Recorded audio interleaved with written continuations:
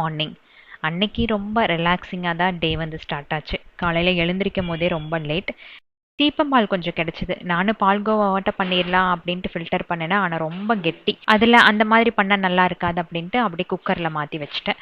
எனக்கு தெரிஞ்சு அது வந்து ஃபஸ்ட்டு டே பாலுன்னு நினைக்கிறேன். அதனால செஞ்சதுக்கப்புறம் பார்த்தீங்கன்னா பயங்கர ஸ்மெல்லு. அது யாருமே சாப்பிட முடியாமல் போயிடுச்சு.